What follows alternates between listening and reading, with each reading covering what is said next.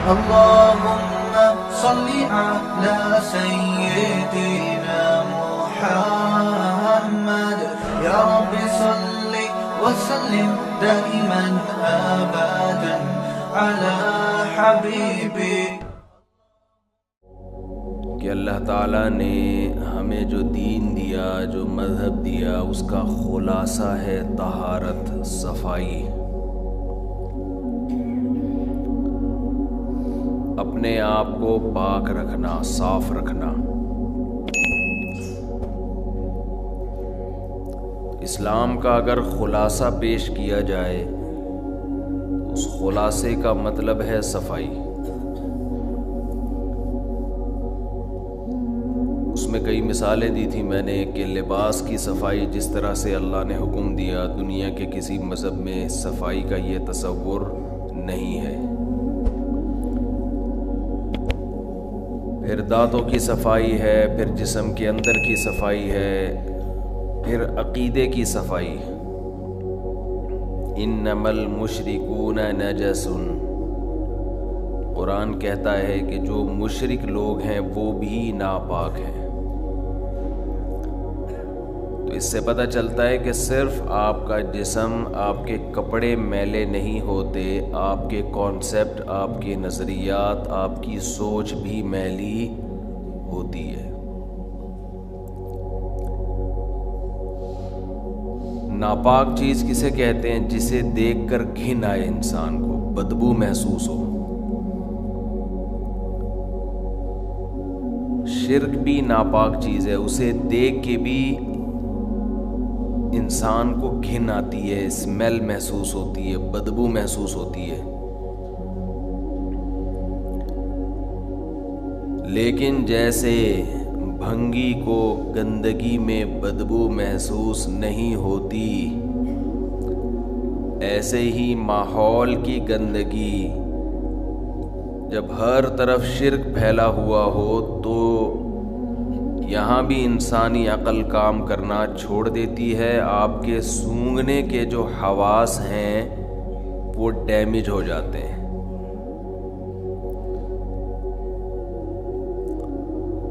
سونگھنے کے حواس ڈیمیج ہوتے ہیں تو آپ کو شرک کی بدبو محسوس نہیں ہوتی. ورنہ شرک بھی ایسی چیز ہے جس سے انسان کو گھن آتی ہے.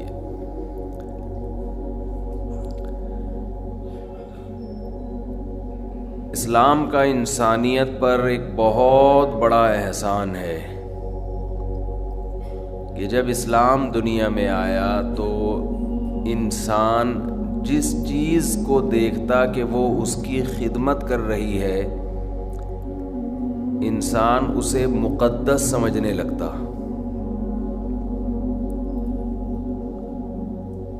بعض لوگوں نے سورج کی عبادت کی کہ یہ مقدس ہے، قابل تعظیم ہے.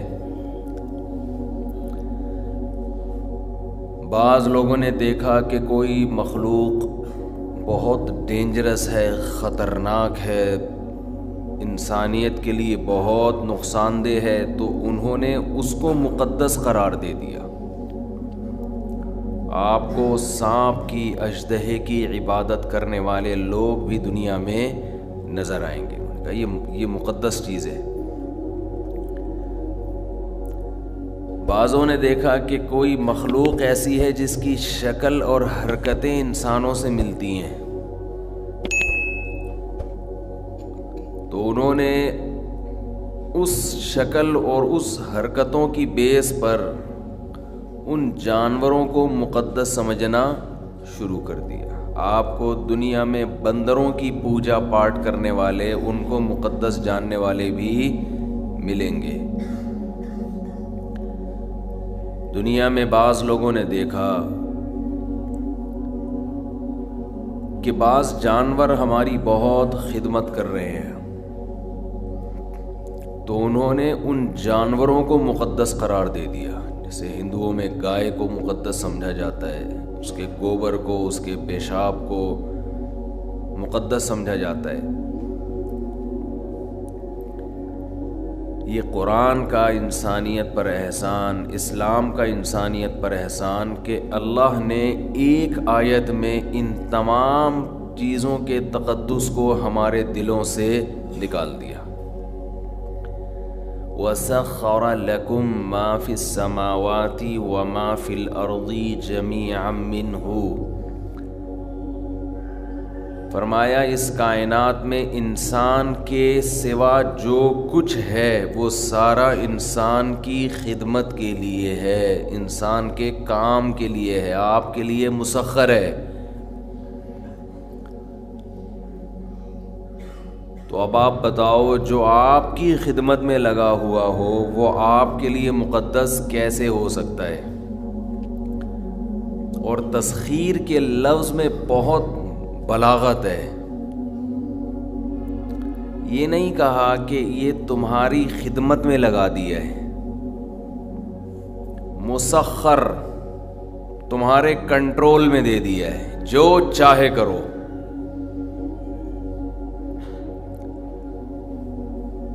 یہی وجہ ہے کہ جس قوم میں کسی خاص مخلوق کا تقدس ہے وہ قوم اس مخلوق کو اپنے فائدے کے لیے بہت سارے مواقع پر استعمال نہیں کرتی۔ وہ گائے کو ذبح کرنا، اس کا گوشت کھانا، سمجھتے ہیں یہ تقدس کے خلاف ہے۔ تو اللہ نے بتا دیا کہ جو یہ سب کچھ تمہارا ہے تو تم ان تمام چیزوں پہ تحقیق کر سکتے ہو، ریسرچ کر سکتے ہو۔ مینڈک کے آپریشن آپ لوگوں نے شاید بایولوجی میں کیے ہوں گے، اس کو کیسے لٹا کے اس کا پیٹ چاک کر دیا جاتا ہے۔ انسانی پارٹس، انسان کے جسم میں جانوروں کے پارٹس لگائے جا سکتے ہیں۔ ابھی ماضی قریب میں خنزیر کا دل کسی انسان کے لگا دیا، جس طرح سے چاہو۔ ہاں، جو جانور ناپاک تھے ان کے کھانے سے منع کر دیا، لیکن اس میں بھی ایک شرط لگا دی کہ اگر جان کا خطرہ ہے تو کھا بھی سکتے ہو، کہ تمہاری خدمت کے لیے پہلے تمہاری جان بچے گی۔ جب تک اسلام دنیا میں نہیں آیا تھا، جب تک قرآن دنیا میں نہیں آیا تھا، دنیا میں ہر قوم میں کسی نہ کسی درجے میں چیزوں کا تقدس تھا، مقدس سمجھی جاتی تھی۔ یہ مقدس، یہ مقدس، اس کا احترام، اس کا احترام۔ اللہ نے پوری کائنات کی حیثیت 2 جملوں میں بیان کر دی کہ اس میں انسان کے سوا کوئی مقدس بولو نہیں، یہ تو تمہارے لیے ہیں۔ اور انسانوں کو بھی بتا دیا کہ تم اس کائنات میں سب سے مقدس تو ہو، مگر تم سب کے سب اللہ کے ہاں ایک جیسے محتاج ہو۔ تم میں اگر کوئی بزرگ ہے، کوئی مقدس یا کوئی بڑا درجہ رکھتا ہے تو اس بیس پہ نہیں کہ اس کے پاس پاور زیادہ ہے، بلکہ اس بیس پہ کہ وہ عمل میں دوسروں سے اچھا ہے۔ ان اکرمکم عند اللہ اتقاکم، تم میں سب سے زیادہ قابل اکرام، اکرمکم اکرام سے نکلا یہ لفظ، کمپیریٹیو ڈگری، سب سے زیادہ قابل اکرام یعنی دوسروں سے زیادہ، اس کے مقابلے میں جتنے بھی ہیں ان میں سب سے زیادہ اکرام کے لائق، جس کی رسپیکٹ کی جائے، جس کو عزت دی جائے، وہ ہے اتقاکم، جس میں تقوی سب سے زیادہ۔ تو بات میں نے یہاں سے شروع کی تھی کہ اسلام نام ہے طہارت کا، تو طہارت میں عقیدے کی طہارت بھی داخل ہے۔ تو شرک کیا ہے؟ نجاست۔ تو اسلام نے یہ بتایا کہ انسان کے علاوہ جو کچھ ہے وہ انسان کی خدمت میں ہے، اس میں مقدس وہ نہیں ہے۔ آپ اپنے فائدے کے لیے ان تمام چیزوں کو استعمال کر سکتے ہو، اس پہ تحقیق کر سکتے ہو، چیر پھاڑ کر سکتے ہو، ان کی کچھ بھی کر سکتے ہو۔ تو آپ اگر ان چیزوں کے آگے جھکنا شروع ہو جاؤ گے, اور عزت کا معیار جو اصل عزت ہے, ایک تو دنیا کا نظام چلانے کے لیے وہ وقتی عزت ہے, وہ نظام چلانے کی حد تک ٹھیک ہے, لیکن اوریجنل عزت ذلت کا معیار وہ نہیں ہے, بلکہ اس کا معیار کیا ہے؟ تقویٰ. اصل عزت تو آخرت میں ہوگی, اس میں ہو سکتا ہے ایک بھنگی کا مقام ایک آفیسر سے زیادہ ہو. یہ نظریہ بھی کس نے دیا؟ صرف اسلام نے. ذات پات کی بنیاد پہ بہت ساری قوموں میں تفریق ہے. چھوٹی ذات کا آدمی کتنا اچھا بن جائے وہ اچھا نہیں رہتا پھر بھی. تو ایک بات تو اسلام نے یہ بتائی کہ انسان کے علاوہ سب کچھ انسان سے کم ہے, لہذا اس کے سامنے جھکنے کا تو سوال ہی پیدا نہیں ہوتا. انسانوں میں عزت کا اصل معیار کیا ہے؟ تقویٰ. اور دوسری بات, انسانوں میں تقویٰ کی بیس پہ یا دنیاوی کسی عہدے کے بیس پر انسان قابل عزت تو بن سکتا ہے, معبود نہیں بن سکتا. اللہ اور بندوں کے درمیان واسطہ بھی نہیں بن سکتا. وہ سب انسان اللہ کے محتاج ہیں, چاہے وہ عزت والا ہو یا زیادہ عزت والا ہو یا کم عزت والا. محتاج ہونے میں سب کیا ہیں؟ برابر. اس کا بڑا فائدہ کیا ہوا کہ انسان اور اللہ کے رشتے کے بیچ میں جو خالق اور مخلوق کا رشتہ ہے اس میں انسانوں کی دخل اندازی اللہ نے برداشت نہیں کی ہے. یہ بھی آپ کے مینٹل لیول کو یہ چیز اوپر لے جاتی ہے. آپ سے اگر گناہ ہو گیا تو اسلام کہتا ہے کسی انسان کو درمیان میں واسطہ بنانے کی ضرورت نہیں ہے. کوئی انسان آپ کی پیشکش اللہ کے سامنے, آپ راتوں کی تنہائی میں گڑ گڑاؤ اللہ کے سامنے, اللہ آپ کی توبہ قبول کرے گا. عیسائیوں میں کیا ہے؟ پادری کے پاس جاؤ, اتنے پیسے دو اس کو. آغا خانیوں میں بھی یہی ہے, وہ پیسے دیتے رہتے ہیں, بس نوٹ چھاپنے کی مشینیں بنے ہوئے ہیں. اسلام کہتا ہے وَمَن يَعْمَلْ سُوءًا أَوْ يَظْلِمْ نَفْسَهُ ثُمَّ يَسْتَغْفِرِ اللَّهَ, جس سے بھی گناہ ہو گیا یا اپنی جان پہ ظلم کر بیٹھا, ہاتھ اٹھا کے اللہ کے سامنے توبہ کرے. وَإِذَا سَأَلَكَ عِبَادِي عَنِّي, میرے بارے میں جب بندے پوچھے میں کہاں ہوں, فَإِنِّي قریب, ان سے بولو میں تمہارے قریب ہوں. شہرک سے بھی زیادہ قریب ہوں, درمیان میں کسی کے واسطے کی ضرورت نہیں ہے, میں تمہاری شہرک سے بھی زیادہ قریب ہوں. تو کسی کی ایسی تعظیم بھی اسلام برداشت نہیں کر رہا کہ وہ تعظیم میں غلو ہو جائے, کہ آپ اس کو اللہ اور مخلوق کے درمیان میں داخل کر لیں. آپ اللہ یہ بھی برداشت نہیں کرتا کہ اتنی عزت کسی کو دینے کی ضرورت نہیں ہے. وہ تمہاری طرح وہ بھی محتاج ہے, تم بھی محتاجی میں سب کیا ہیں؟ برابر.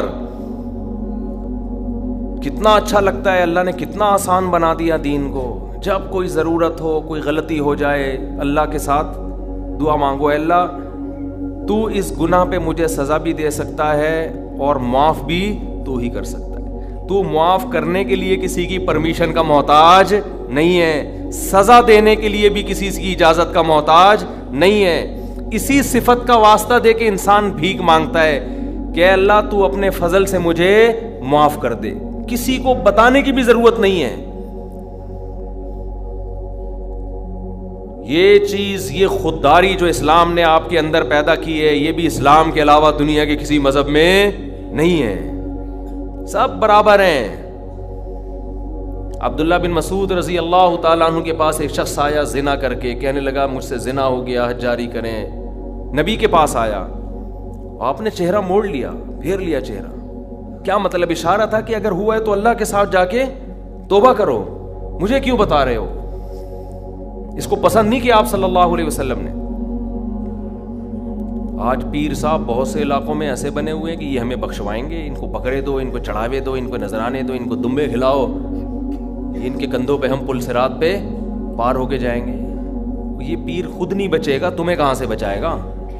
اس کی حرکتیں دیکھو تم, جو اس طرح کی حرکت, جو انسانوں کو اللہ سے ملانے کے بجائے اپنے آپ نیک بندہ نہیں ہو سکتا. ما کان لبشر ان یکلمہ, ما کان لبشر ان یؤتیہ اللہ الکتاب والحکمہ. کسی بشر میں یہ مجال نہیں ہے, قرآن کے الفاظ دیکھو, کسی انسان کی یہ مجال نہیں ہے کہ اللہ اسے نبوت دے دے پھر وہ لوگوں کو اللہ کا غلام بنانے کے بجائے اپنا غلام بنانا شروع کر دے. کسی بشر میں یہ مجال نہیں ہے, کیونکہ جب اللہ نبوت دیتا ہے تو اس بشر میں اللہ کی عظمت اور جلال بیٹھ جاتی ہے. جلال بیٹھنے کے نتیجے میں وہ لوگوں کو کبھی بھی اپنی طرف دعوت نہیں دے گا. صحابی نے دیکھا اونٹ نے نبی کو سجدہ کیا تو صحابہ نے عرض کیا یا رسول اللہ آپ ہمیں بھی اجازت دیں سجدہ کروں. آپ نے فرمایا نا نا نا نا. آج بتاؤ کوئی کسی جاہل پیر کے ساتھ یہ منظر ہو, کوئی جانور آ کے سجدہ کر لے, وہ تو خوشی سے پاگل ہو جائے گا. وہ تو کہے گا دیکھو جب یہ کر رہا ہے تو تم کیوں نہیں کر رہے. نبی نے اپنے گھر سجدہ کرنے سے منع کیا. آپ صلی اللہ علیہ وسلم نے فرمایا اللہ یہود و نصارہ پہ لعنت کرے, انہوں نے اپنے پیغمبروں کے دنیا سے جانے کے بعد اپنے پیغمبروں کی قبروں کو سجدہ گاہ بنا لیا, اپنے پیغمبروں کی قبروں کو عیدگاہ بنا لیا, جیسے عید میں میلے ٹھیلے ہوتے ہیں. اسی وجہ سے پیغمبر صلی اللہ علیہ وسلم کی قبر پہ میلے ٹھیلے رش لگا کے بیٹھنا اس کی اجازت نہیں ہے. بس صلاۃ و سلام پڑھیں اور وہاں سے نکل جائیں. کیسی حفاظت کی. دنیا میں سب سے افضل انسان, جس سے افضل اس کائنات میں کوئی پیدا ہوا ہی نہیں, وہ محمد صلی اللہ علیہ وسلم ہے. لیکن آپ کی قبر پہ نہ کبھی سجدہ ہوتا ہے, نہ کوئی میلے ٹھیلے لگتے ہیں, نہ آپ کی قبر کی طرف رخ کر کے آپ سے دعائیں مانگی جاتی ہیں. یہی آپ کے سب سے افضل ہونے کی سب سے بڑی دلیل ہے کہ انہوں نے اپنی عبادت نہیں کروائی. کبھی ہم قبر پہ یہ نہیں کہتے کہ یا رسول اللہ آپ ہماری مدد کر دیں, یہ شرک ہے. صحابہ نے ہمیشہ نبی سے دعا کی درخواست کی ہے کہ آپ اللہ سے یہ درخواست کرتے. دیکھو قرآن کے الفاظ, بس یہ آیت پڑھ کے بیان ختم کرتا ہوں. وَلَوْ أَنَّهُمْ إِذْ ظَلَمُوا أَنفُسَهُمْ جَاءُوكَ فَاسْتَغْفَرُوا اللَّهَ وَاسْتَغْفَرَ لَهُمُ الرَّسُولُ لَوَجَدُوا اللَّهَ تَوَّابًا رَحِيمًا. پیغمبر کی پوزیشن کو واضح کیا قرآن نے کہ اگر ان سے اپنی جان پہ ظلم ہو, گناہ کر بیٹھیں, تو اگر یہ اللہ سے توبہ کریں گے یا آپ کے پاس آئیں گے اور آپ بھی اللہ سے ان کے لیے توبہ کریں گے تو یہ اللہ کو غفور اور رحیم پائیں گے. کیا مطلب؟ یہ نہیں کہا کہ نبی کو غفور رحیم پائیں گے, نہ نہ, یہ گناہ معاف کرنا یہ نبی کا وظیفہ نہیں ہے. نبی کے پاس اگر آپ جائیں گے تو اس لیے کہ یا رسول اللہ آپ اللہ کے نیک بندے, آپ اللہ سے ہمارے لیے دعا کریں. ہم بھی کر رہے ہیں, آپ بھی کریں دعا. تو نبی کے لیے جب آیا تو وَاسْتَغْفَرُوا الرَّسُولَ نہیں ہے کہ رسول سے استغفار کریں, نہ نہ نہ, رسول بھی کس سے استغفار کریں گے؟ اللہ سے. علماء کہتے ہیں درود شریف جو ہم پڑھتے ہیں نا, اللہم صلی علی محمد, اے اللہ محمد صلی اللہ علیہ وسلم پر رحمتیں بھیج, اس درود میں عقیدہ توحید اور زیادہ راسخ ہو جاتا ہے کہ ہمیں یہ سکھایا گیا ہے کہ جیسے ہم اللہ کی رحمت کے محتاج, پیغمبر صلی اللہ علیہ وسلم بھی اللہ کی رحمت کے محتاج ہیں. ہاں ہمارے درود کے محتاج اگرچہ نہیں ہیں, ہمیں جو حکم دیا جاتا ہے وہ اس لیے تاکہ ہم بھی سمر جائیں, لیکن ہمیں حکم دیا کہ اللہ سے دعا مانگو کہ آپ پر خصوصی رحمتیں نازل فرمائے. اس سے پتہ چلتا ہے کہ نبی بھی کس کے محتاج ہیں؟ اللہ کی رحمت کے محتاج. ہمیں دعا کا حکم دیا گیا اور ظاہر ہے اسی لیے دیا گیا کہ یہ دعا اللہ قبول کرے گا اور اپنے نبی پر رحمتیں بھیجے گا. تبھی نبی نے فرمایا جو مجھ پر میرے لیے رحمت کی دعا کرتا ہے اللہ اس پہ 10 رحمتیں بھیجتے ہیں. اس سے پتہ چلا کہ نبی بھی یہ چاہتے تھے کہ مجھ سے نہ مانگا جائے بلکہ میرے لیے کس سے مانگا جائے؟ اللہ سے. میں نے جو کہا ہماری دعا کے محتاج نہیں, مطلب یہ ہے کہ ہم اگر دعا نہیں مانگیں گے تو اس خوش فہمی میں نہ رہے کہ اللہ کی رحمت نبی پہ نہیں ہوگی, تو پھر بھی ہوگی. لیکن ہمیں دعا مانگنے کا حکم اس لیے دیا گیا تاکہ یہ کانسیپٹ اچھی طرح ہمارے دماغ میں بیٹھ جائے کہ ہم نے بھی نبی سے نہیں مانگنا بلکہ نبی کے لیے بھی کس سے مانگنا ہے؟ اللہ سے مانگنا ہے. اور نبی اس پہ خوش ہو رہے ہیں کہ میرے لیے کس سے مانگا کرو؟ اللہ سے. خوشخبریاں دے رہے ہیں کہ تم میرے لیے اللہ سے مانگو گے. دیکھو جس میں تواضع ہوتی ہے وہ آپ کو دعا کے لیے کہے گا, جس میں تکبر ہوتا ہے وہ کبھی آپ کو کہے گا دعا کے لیے؟ وہ کہے گا یار میرے لیے دعا کرو کہ اللہ میری حاجت پوری کر دے. وہ نہیں کہے گا, وہ کہے گا ابے تو کون ہوتا ہے میرے لیے دعا کرنے والا؟ میرا خود اللہ سے اتنے تعلقات ہیں, میں خود ہی کہہ دوں گا. لیکن جو چاہتا ہے کہ مجھ پر اللہ کی رحمت ہو وہ ہر ایک سے کہہ رہا ہوتا ہے بھائی میں خود تو مانگ رہا ہوں, شاید اللہ آپ کی سن لے, آپ بھی اللہ سے میرے لیے دعا مانگیں. تو یہ اس کی علامت ہے, یہ اپنے آپ کو اللہ کی رحمت کا, دعا کا بہت زیادہ محتاج سمجھتا ہے. ہمارے نبی سب پیغمبروں کے سردار, لیکن تواضع کتنی, امت کو ترغیب دے رہے ہیں کہ میرے لیے اللہ سے کیا مانگا کرو؟ دعا مانگا کرو. اور ترغیب دی کہ جو میرے لیے ایک دفعہ رحمت کی دعا مانگے گا اللہ اس کو خوشخبری دے رہا ہے کہ اللہ اس پہ 10 رحمتیں نازل کرے گا. اور فرمایا جمعے کے دن مجھ پہ زیادہ درود بھیجا کرو. کیا مطلب؟ درود بھیجنا کیا ہے؟ نبی کے لیے اللہ سے دعا مانگنا. تو اسلام نے شرک کی بنیادوں کو جڑ سے اکھاڑ دیا کہ نہیں اکھاڑ دیا؟ اس کے بعد بھی کوئی اگر یا رسول اللہ مدد کہتا ہے، یا رسول اللہ انظر حالنا واسمع قالنا، اور نبی سے دعائیں مانگتا ہے، تو آپ سوچو وہ 180 ڈگری کے زاویے پر چل رہا ہے اسلام کی تعلیمات سے. اسلام ادھر اور وہ بالکل اس کے اگینسٹ. بار بار حکم دے رہا ہے اسلام کے نبی کے لیے دعا مانگو، کس سے؟ اللہ سے. خصوصی رحمتوں کی دعا مانگو نبی کے لیے. اور نبی نے یہ بھی فرمایا کہ اذان کے بعد میرے لیے مقام محمود کی دعا مانگو اللہ سے. ایک مقام ہے جو ایک ہی شخص کو ملے گا اس کائنات میں. نبی نے فرمایا مجھے امید ہے شاید مجھے مل جائے، تو اللہ سے دعا مانگا کرو. وَبَعَثْهُ مَقَامًا مَحْمُودًا لِلَّذِي وَعَدتَّ. تو نبی ہمیں دعائیں سکھا کے گئے کہ میرے لیے بھی قیامت تک دعا مانگتے رہو. کیسی عقیدہ مضبوط کیا ہے کہ بھائی محتاج ہی میں سب کس کے برابر ہیں، سب ایکول ہیں، سب اللہ کے محتاج. تو اللہ تعالی ہمیں شرک کی نجاست سے، گندگی سے توبہ نصیب فرمائے، اور ہماری ناک کے جو سینسر ہیں نا ان کو اللہ ایکٹیو کر دے کہ ہمیں شرک میں اسمیل محسوس ہونا شروع ہو جائے. ابھی وہ ڈیمیج ہو چکے ہیں قبروں پہ سردے دیکھ دیکھ کے اور شرک کر کر کے اور بت پرستی دیکھ دیکھ کے. جب آپ توحید کے، میں جب برما فرسٹ ٹائم گیا منمار، میں نے پہلی مرتبہ کسی بت کے سامنے کسی انسان کو زندہ بیٹھے ہوئے، یوٹیوب میں تو دیکھا تھا، سچی مچی کا پہلی مرتبہ دیکھا. میری جو کیفیت ہوئی ہے نا وہ ناقابل بیان ہے. میں نے فرسٹ ٹائم یہ منظر دیکھا. ایسے مورتیاں بنی ہوئی ہیں، وحشت ان کی شکلوں سے عجیب وحشت ہو رہی، اور ایک انسان ان کے سامنے بیٹھا ہوا ہے. ایسے میری آنکھوں سے لاشعوری طور پر آنسو نکلنا شروع ہو گئے. میں نے کہا اللہ تیرا کتنا فضل ہے، تو نے ہمیں توحید پرست بنایا. مجھے فجر کی نماز یاد آئی کہ فجر میں کیسے ہم اللہ کے سامنے ہاتھ باندھ کے تلاوت کر رہے ہوتے ہیں، الحمدللہ رب العالمین، تمام تعریفیں اس اللہ کے لیے جو تمام جہانوں کا پالنے والا، بڑا مہربان، نہایت رحم. کیسے پیارے سلیکٹڈ الفاظ ہیں، اس سے خوبصورت الفاظ ہو نہیں سکتے. اور آپ انسان ہو کہ یار اس کے سامنے کیوں بیٹھے ہوئے ہو، یہ کیا لگتا ہے تمہارا؟ تو وہ ہمارے میزبان جا رہے تھے، میری آنکھوں سے مسلسل، وہ بھی حیران. میں نے کہا میں نے پہلی دفعہ کسی انسان کو اتنا گرا ہوا دیکھا ہے، اتنا گرا ہوا.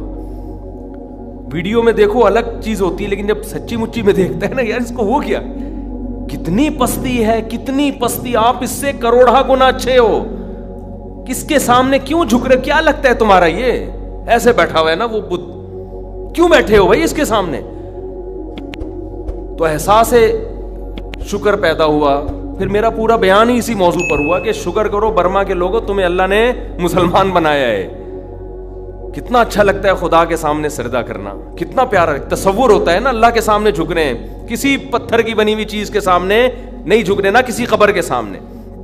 اور آپ جاؤ ان مزاروں پہ، الگ وحشت ہوتی ہے. میں تو جب بھی کسی مزار پہ گیا ہوں نا کسی کام سے، ویسے مجھے مزاروں میں جانے کا شوق نہیں ہے، کسی کام سے چلے گئے، اب وہ کام کیا ہو سکتا ہے وہ چھوڑو، بات آدمی ویسے سروے کرنے بھی جا رہا ہوتا ہے کہ دیکھوں کس پہ جن چڑھا ہوا ہے. بعض مزاروں پہ نا جن بہت ہوتے ہیں، لوگ جن اتارنے جاتے ہیں، اصل میں جن چڑھتے ہیں وہاں پہ، سمجھتے ہو؟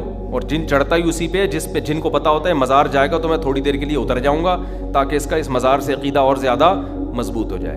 جس کے بارے میں جن کو پتا ہے کہ مزار جانا ہی نہیں ہے، جن اس پہ چڑھ کے ٹائم ویسٹ نہیں کرتا، سمجھ رہے ہو؟ تو وہاں جاؤ دیکھو مزاروں پہ ایک عجیب سی وحشت ہوتی ہے، ایک اسمیل ہوتی ہے.